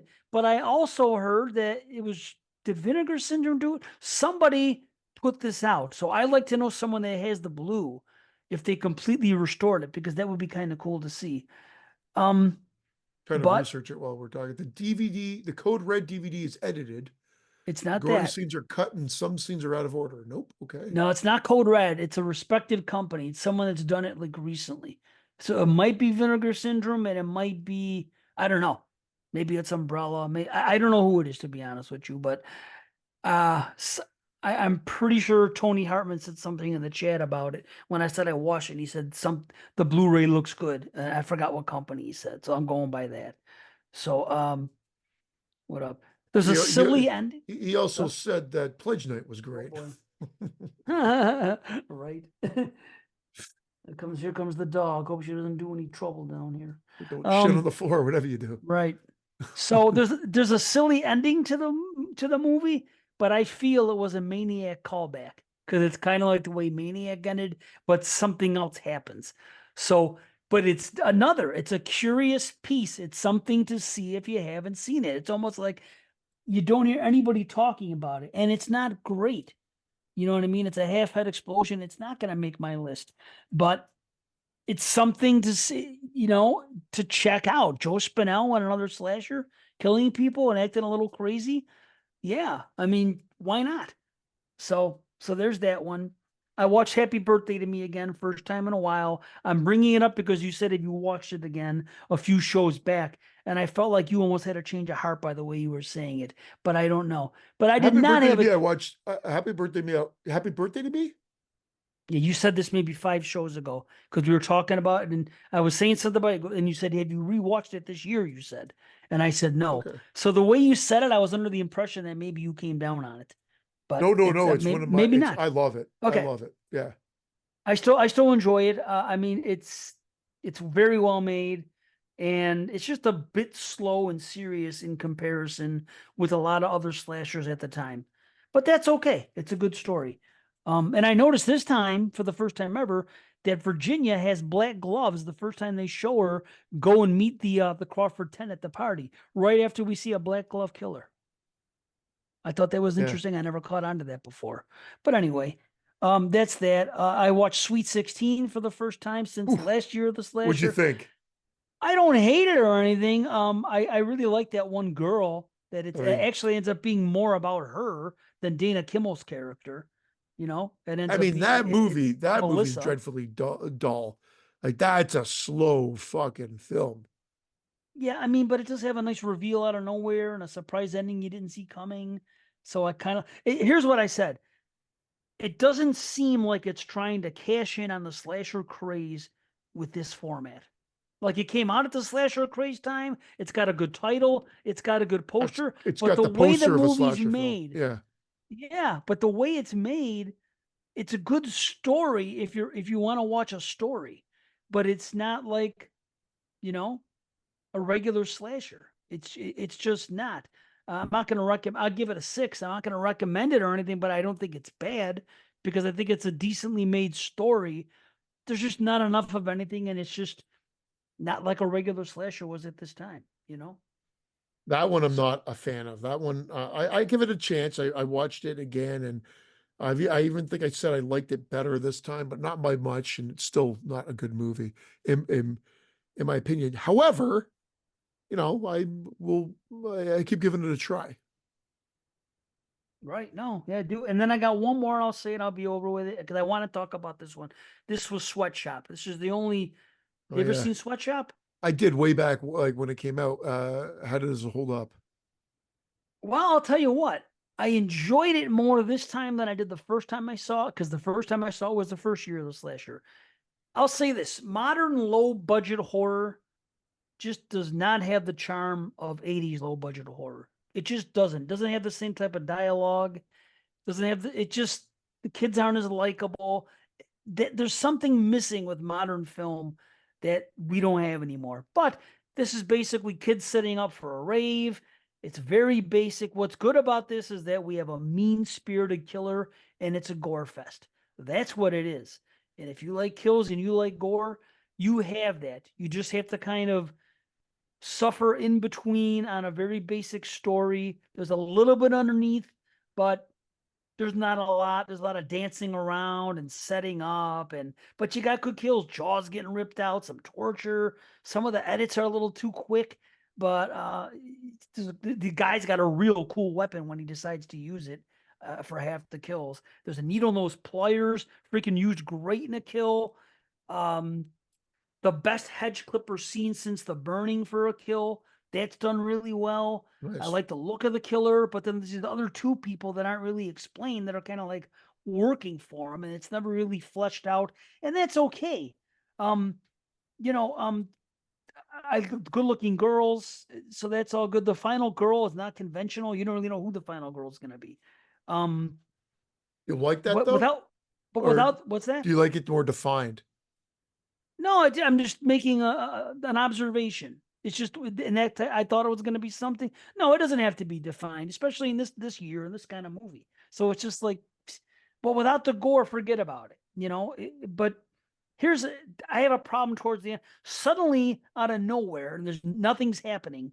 It's just setting up for the rave and the people that run it and set up, and they all have different jobs getting bumped off. At the end, when you have the final girl, she comes out, and all of a sudden there's a rave going on. We don't hear anything about it happening yet. It begun in the climax of the movie out of nowhere, and then at least it led to a great massacre. But it's just done so damn silly. The same people are standing around screaming, and instead of running out of the freaking place or even attempting to get out, And it's just like, it's unfortunate, but this is the kicker. I wish I could go higher. I want to rate this movie higher because the kills are great and it's basic. And how many times have I said, you want to make a good slasher?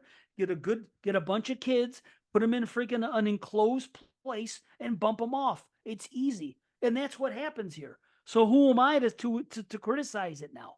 I mean, but there's a little more story in a movie like Terrifier than there is here. There's at least something. And there's something about the presentation of Terrifier that's better than the presentation here. But it's not I bad. want to check it out not again. I gonna make remember my list. liking it, but I don't. Yeah, I think it was just kind of middling as well. But I'm intrigued to Yeah. see it again. Dude, the kills are really good. It's worth it. If you're a gore hound, you want to see some slasher kills, watch it. Yeah. I can't sit here and tell you that I didn't watch a lot of it on 1.25 speed because I did. But that's just what I do now. So not all the time. Like when I watch The First Omen, that's a movie that I'm going to experience the way I wanted to experience because I know that it's going to be if a movie's going to be atmospheric, I'm going to watch it for the atmosphere. If I'm watching a real low budget slasher, I'm going to do 1.25 until the kill scenes. And then I'm going to freaking watch it on normal speed because I want to see the punchline. So there you Well, go. you brought it up. Do you want to talk about The First Omen? We said that we were going to Sure. talk about it. Sure. I'll introduce this one because this was supposed to be a feature review, but we could talk quickly about it. It's fine. But Yeah. The First Omen, a young American woman is sent to Rome to begin a life of service to the church, but encounters a darkness that causes her to question her faith and uncovers a terrifying conspiracy that hopes to bring about the birth of evil incarnate. And all I'll say is that for the first 2/3, if not longer, I'm like, am I watching Immaculate again? Did I put the wrong movie on? Is this the same? It's fucking almost beat for beat, feel for feel, Immaculate. But I like both movies. I enjoyed this. I enjoyed this movie. Is it fantastic? No, but I enjoyed it. But it's unmistakably Omen. So there was no way I could even think about Immaculate because there was so many Omen callbacks and Omen this and waiting. But I'm going to say something which is going to sound weird, and maybe everybody felt this way, but I'm going to find out your opinion. I basically called everything in this movie from the first minute to the end. Not everything, but I'll tell you this. When the movie began, first of all, as soon as the music started, I said, I like this music. It sounds like The Witch. So I was like, okay, I like this. Now, as soon as the first thing happens, I knew with nobody telling me, if you recall what happens with the accident and the priest and the other priest at the church and the thing comes down with the shard glass, I knew immediately what was going to happen on the back of that guy's head before they showed it. Did you? No, I was wondering what was going to happen. Dude. And then I was almost upset I knew it. by the reveal. I knew it as soon as it happened and he was walking away. I said, okay, well, sure enough, boom. And this is something that happened to me the entire movie. I've never had a movie where I've been able to call and it didn't all ruin your this enjoyment stuff. of it. And I don't know what it is. It didn't ruin my enjoyment, but I would have enjoyed it more had I had more swerving. Had I not known everything. So it's like, so here's the thing. I started off trying to piece everything together. How is this going to lead to the Omen? What's going to happen? What's this? And then at one point I decided I'm just going to go with it. So I did. And now we meet the other character.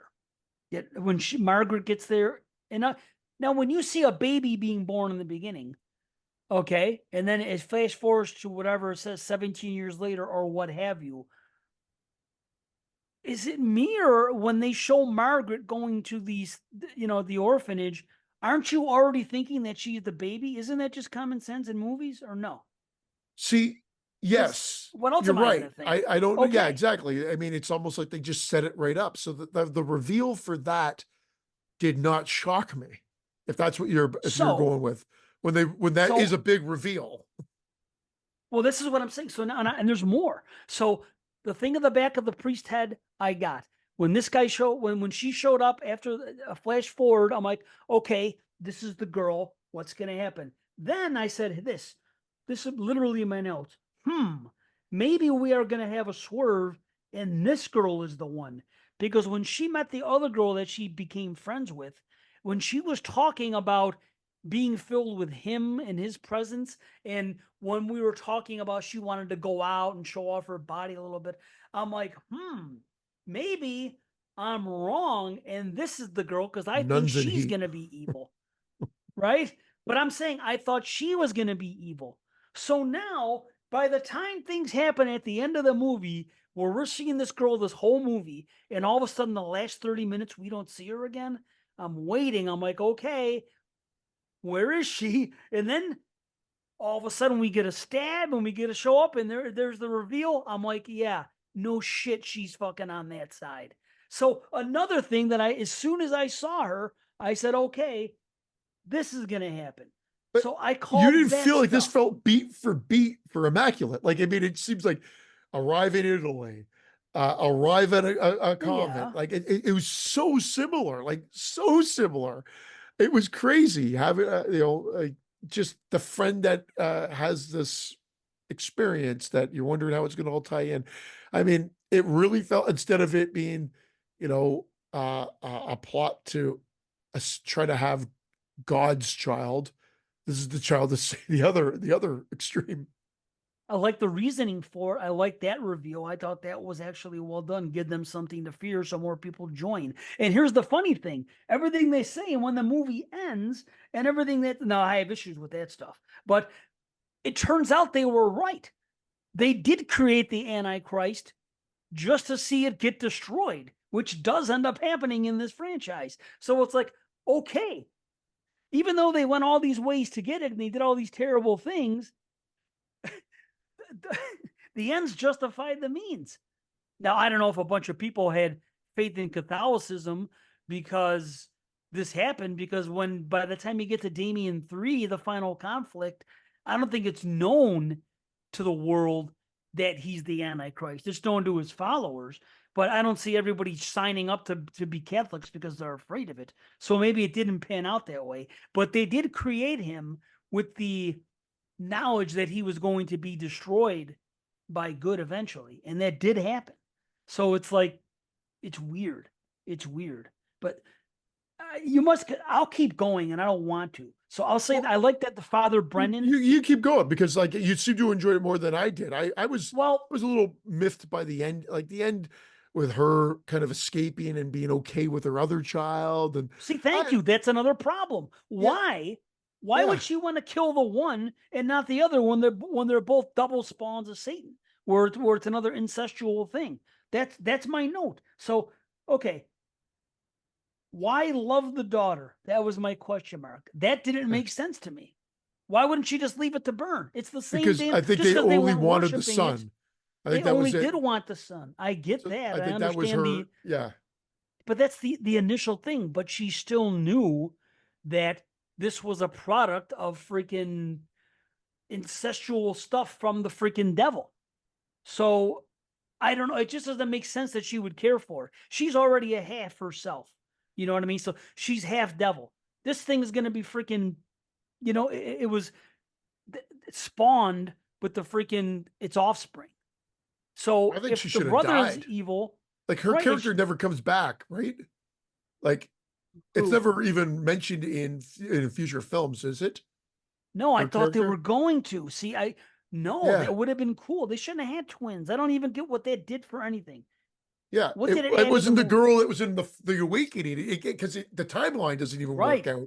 Like it right. was so bizarre, unless they're thinking that this first omen could lead to an omen 2.0 or 2.2 or 2.5, and it fills or 1.5, and it fills in the cracks, and then that Yeah, daughter's girl is the omen's 4 awakening, that they're trying to. yeah, I mean, but I don't know if this what was a about big the enough rest? hit. Yeah, What about Carlita and what about freaking Margaret? What Carlita's about way. them? They're freaking. That's what I kept thinking. But Carlita and Margaret also have the sign on them, but not in the right spot. But they're children of the beast in another way. You know what I'm saying? So I don't get that stuff. Now, okay, I like that Father Brennan did and Father Brennan did what he does. What he did in this movie, he did in the Omen in 1976. Good stuff, and I love the actor Ralph. He's freaking great. So now, speaking of him and the witch and everything else, I'm 41 minutes into the movie, and I stopped because of the freaking score and everything going on, and I had to check, and sure enough, it's Mark Corvin who did the soundtrack for The Witch. So it's all the same beats in this, but a heavy emphasis on things that were used in The Witch, but not quite as much as this movie. And it was a great score. It's fucking great. Even when the credits roll at the end, there's like 5 minutes of it, and it's tremendous. But I'm telling you, literally 1 minute in, I said, this sounds like The Witch. Sure enough, it's freaking the same composer. So I thought that was cool. No, that is now, cool. What else was I saying? Okay, as soon as they showed her face, I knew it. That too ended up being a good scene. But did you pick up on the "It's all for you"? Like as soon as they showed her face from the neck up, just standing there with Yeah. the wet hair, I said, "This girl's gonna do something." Then they showed her whole body, and then they did it. And I love that they added the fire. That was badass. But Yeah, the again, too on second the I saw nose it, for me. I didn't need a total rehash of part no, one but there. To be honest, I felt like they could have done I so get that it. they're trying to do it as a love note to it. I'm like, but you're Right. called the First Omen. We already fucking know you're related. If you're I called know. something different and the reveal was that you're the First Omen or the lead up to the Omen, great. But it's you've already let the cat out of the bag by calling your Sure. movie the First fucking Omen. Well, they're just doing what franchise films do. You know this. Yeah. They're gonna do the same thing. They're gonna, especially nowadays, everything's member berries. They're gonna do it. I don't mind. Yeah, a little on the nose, but I love if they add the fire. But as soon as they show her just from the head up, I go, oh, look at this. That's gonna happen. And sure enough, boom, next scene. Now I'm gonna say that it's a good idea with what they did, though. They created something to fear, like I said, because every time I've watched The Omen, I've always wondered how and why. Like, why was it from a nun? And why did this happen this way? And we find out later that the baby was killed, but we didn't never had a good reason. And I never thought about that in The Omen. We never really got a concrete reason as to why this happened. And why would it take place in the church and everything else? Why were there nuns involved? Why would that be? And I never thought about it. I'm sorry, I did think about it, but I never really pondered it or made it. It wasn't Yeah. a critique of the film. But I love the fact that they explain that why now. It ties right into it. So that's good. So now, as soon the kill that happens later with the guy that she met at the bar, the second he is driven against that thing and the freaking, what do you call it? And he's Yeah. up against the wall. And yeah. First thing I said, he's gonna be come apart. Did you say that right away? Yeah, I I called didn't know how. I every. didn't realize she was going to lift him out of it, which was. I just thought the car was going to back out, and it was going to be He like, was gonna fall. yeah, or the top portion was going to fall over, and Right, they'd be separated from the back. I didn't realize she was going to like literally airlift him out. right. And I'll tell you what, I thought the same thing, and it is a great scene. But again, as soon as she picked him up and she turned around, I still say he's in half. And sure enough, the lady yelled something. So again, it wasn't a shock to me. I kept calling every friggin' thing that was going to happen. And I will say this: Year of the Spiders. We saw more spiders in this stuff a couple of times. They're all over the place in this movie. Yeah, it's fucking crazy. Right. There's a lot of Suspiria stuff too. Suspiria from the original and from the remake going on in this movie. Like beats in the meeting the friend and going in the thing and what's going on at this place, and they're trying to get to the bottom of it. There's stuff happening there that's similar. Even the stuff at the end when she gets the key and puts it in and goes in that room. It's like the climax to Suspiria, turn the freaking the iris and go in the thing. That's what I was thinking of there. Same type of shit. Hmm. So I thought the 666 was a good reveal. The way In they the did top of the it. mouth, Well, yes, or in yes. her head. No, the top of the mouth I thought was really cool. And then even again, the way they did it later with the freaking thing.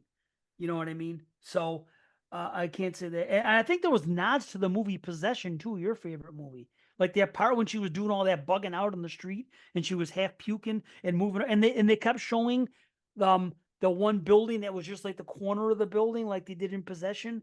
again, I only saw Possession once, but 2 times when I watched this movie, I thought of Possession. So Weird. I don't know. Um, and then I read, yep, no shock there. Okay, probably that they discovered the thing, and then So the thing is this: I really enjoyed the movie. I thought it looked great. I thought it sounded great. I really enjoyed the story. I'm a fan of the Omen. I appreciate everything they did. I just wish I didn't call everything. Well, yeah, I that's why I asked if you liked it.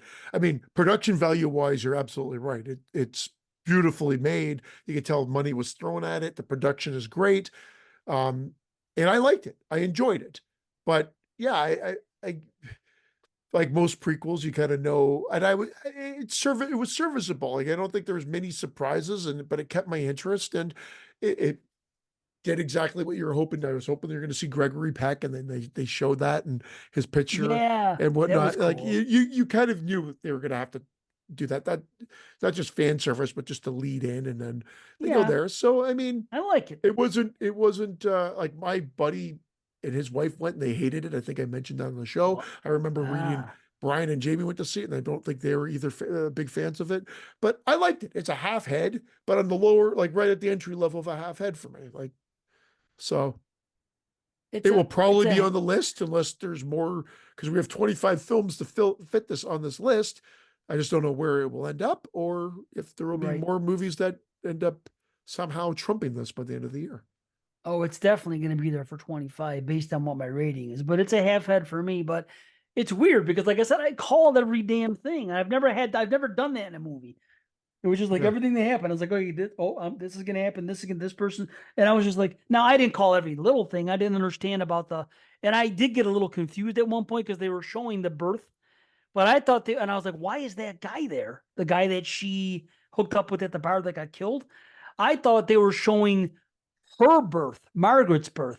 I didn't know that they were showing her giving birth and they were flashing back. Do you understand when Yeah, yeah, Carlita yeah. was born? Anyway, I got a little confused for a few minutes there and then it worked itself out. But I almost feel like this is going to be like people are going to say I didn't like it with the rating, but almost like Black Christmas. I remember back in the day I gave Black Christmas 8 out of 10 and people acted like I hated it.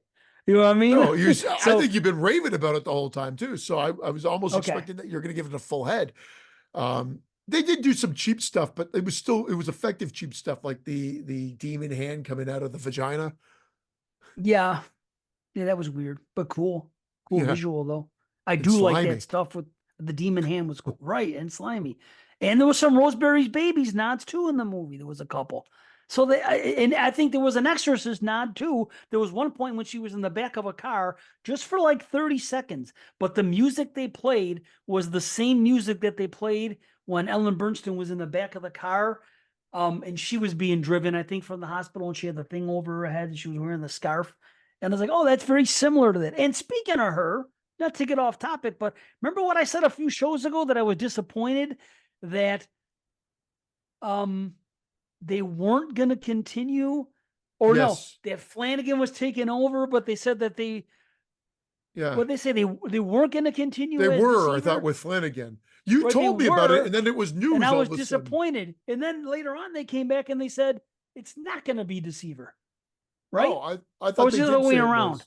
I thought they said it was going to be, I don't know. but I could be Maybe confused I'm now. messed But up. all I know is that you mentioned it, and then Jason Smith texted me, but it was like a week later, or maybe even Right. longer, and it says, "Hey," and I'm like, "Yeah." I said, "Oh, this is official," because Dave talked about this like a week or two before, and he's like, Well, "Yeah, yeah. this is official."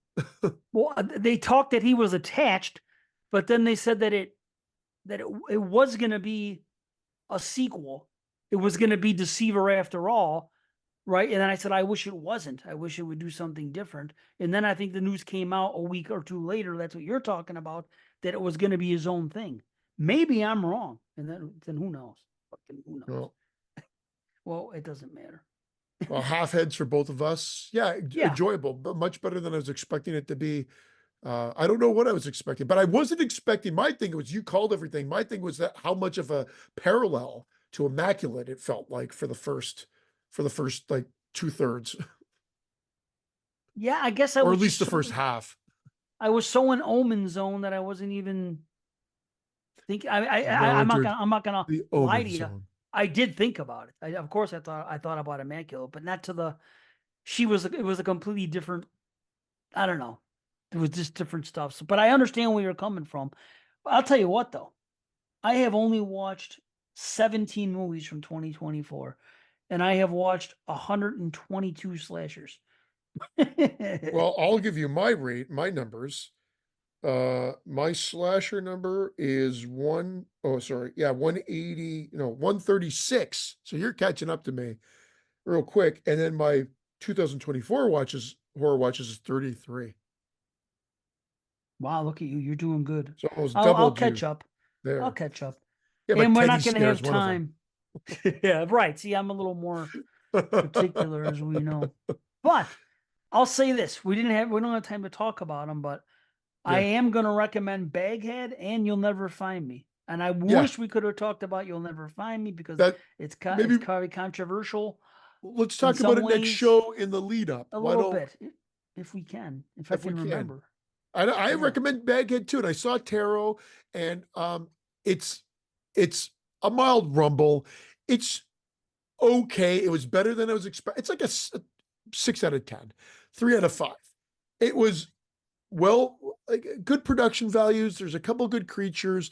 I can understand where I saw this. Someone say it was like a parallel. It kind of reminded them of Final Destination, but not really. I mean, I was the kills are it's more PG-13, so the kills Weird. are not so grandiose. Yeah. And that's where it could have been a bit better. I think it was good until the ending. I thought the ending definitely made it fall into that same trap that like Countdown from a few years ago fell into, and all those little like off Mm, like they all just the yeah. generic kind of ones, Countdown, Tarot, they all kind of just sum it up in the same way. They wasn't really treading new water. That's the biggest problem with See, it. that's what I thought. That's why I didn't want to bother with it. Yeah. It just seemed generic, based on nothing, based on the title and the picture. The asshole me. But I'm just telling you, it just when I But saw some it, it good just seemed moments. generic. Some good Yeah, moments. fair enough. But I probably won't watch it, but you never know. You know, we it's did it, times are man. tough. We did it. Yeah. I'm having so much fun, honestly, with the slashers. I mean, I'll Yeah. catch up on 2024, but I'm having a blast with all this, and that's why I love highlighting them because we're not going to be able to talk about them, the ones that we're talking about tonight, for the most part, and all these other shows on show 250. Where the last time we didn't do that. This time they're joining us for the trip up. So Yeah. It's anyway, great. but yeah, Awesome. Well, good we'll be timing because it's back. about the storm. It's storming by your place. Like we're getting a thunderstorm now or I'm in the something. basement. I can't hear. I don't know. I'm in the basement. But anyway, that was show 140. 10 more to go for the big one. Pretty Yeah. crazy. But yeah, we'll talk some more movies next time. We don't know what, but hope you guys are liking the format. We love you guys, and yeah, talk to you soon. Anything Yeah. from you? Take care, everybody. All the best. Much love. Manchichi, Manchichi. Peace out.